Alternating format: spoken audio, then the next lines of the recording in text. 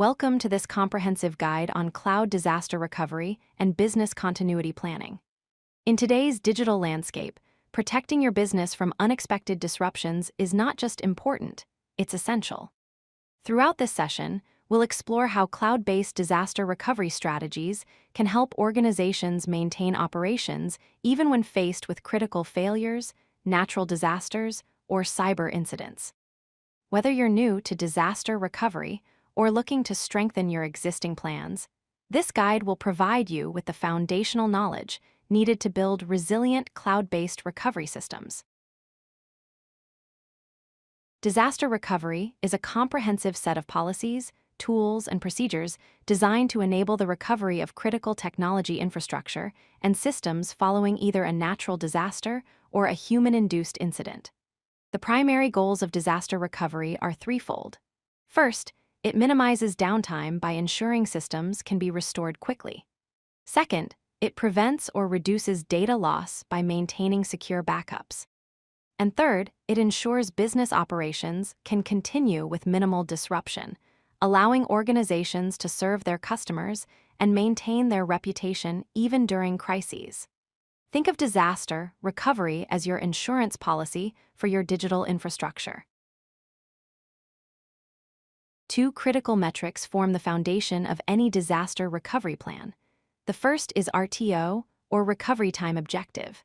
This represents the maximum acceptable time your organization can afford to have systems offline before restoring services after a disaster. For example, if your RTO is 2 hours, your systems must be back online within that timeframe. The second metric is RPO, or Recovery Point Objective. This defines the maximum acceptable amount of data loss measured in time. If your RPO is 4 hours, you can tolerate losing up to 4 hours worth of data. Together, these metrics help organizations balance recovery speed with acceptable data loss, and they directly influence which disaster recovery strategy you should implement. Cloud environments offer 4 primary disaster recovery strategies, each with different recovery times and costs. Backup and restore is the most basic approach, where data is backed up to the cloud and restored when needed. This offers the highest RTO and RPO, but is the most cost-effective. Pilot Light maintains minimal core systems running continuously, which can be quickly scaled up during a disaster, offering faster recovery. Warm Standby keeps a scaled-down version of your production environment always running, ready to be expanded to full capacity when needed. Finally, Multi-Site Active Deployment runs full production environments across multiple locations simultaneously, providing the lowest RTO and RPO with near-instant failover, though at the highest cost.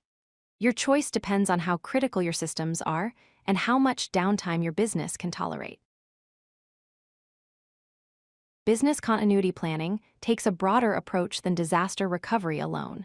It's a comprehensive strategy that ensures all critical business functions can continue during and after a disaster. This begins with risk assessment and business impact analysis, where you identify potential threats and determine which systems are most critical. Next, you establish emergency response procedures that outline exactly what steps to take when disaster strikes. Communication protocols are equally important, ensuring all stakeholders, from employees to customers, know how to stay informed during disruptions. Finally, regular testing and plan updates are essential because your infrastructure changes over time, and your disaster recovery plan must evolve accordingly. Business continuity planning ensures not just technical recovery, but organizational resilience.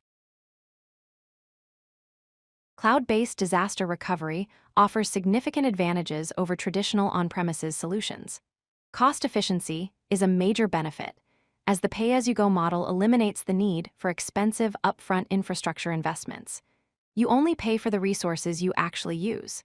Scalability allows you to rapidly adjust resources up or down based on your current needs, something that would be difficult and expensive with physical hardware.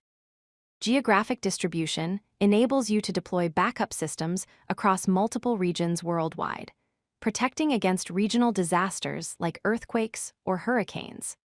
Finally, Automated failover capabilities mean your systems can automatically switch to backup infrastructure when problems are detected, minimizing downtime without requiring manual intervention. These benefits make cloud disaster recovery accessible even to smaller organizations that couldn't afford traditional disaster recovery solutions. Developing an effective disaster recovery plan follows 4 key steps. Step 1 is conducting a business impact analysis, where you identify which systems are most critical to operations and determine how much downtime each can tolerate. Step 2 involves defining recovery objectives by establishing specific RTO and RPO values for each system based on their criticality. Step 3 is selecting the appropriate doctor strategy, whether that's backup and restore, pilot light, warm standby, or multi-site active deployment, based on your recovery objectives and budget. Step 4 requires documenting detailed procedures, creating comprehensive recovery workflows and runbooks that team members can follow during high-stress disaster scenarios.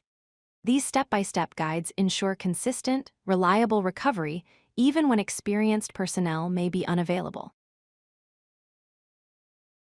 Every comprehensive disaster recovery plan must include several essential components. First is a complete asset inventory listing all systems, applications, databases, and their dependencies so you understand what needs to be recovered and in what order. Second, clearly defined roles and responsibilities ensure everyone knows their specific tasks during a disaster, preventing confusion when every minute counts. Third, a detailed communication plan includes up-to-date contact lists and notification procedures for all stakeholders, from technical teams to executives to customers. Fourth, a robust backup strategy with automated schedules and retention policies ensures your data is consistently protected without relying on manual processes that might be forgotten. These components work together to create a plan that's not just thorough on paper, but actually executable under pressure. Creating a disaster recovery plan is only the beginning. Regular testing and maintenance are crucial to ensure it actually works when needed. Conduct regular doctor drills, ideally quarterly or at least twice annually, performing actual failover tests to validate your recovery procedures work as expected.